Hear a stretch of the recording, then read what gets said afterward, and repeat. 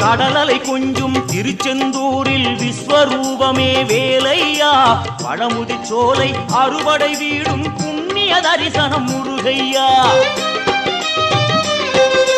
திருநீர் அணிந்து வரும் போது நெஞ்சில் நிம்மதி பிறக்குது கந்தையா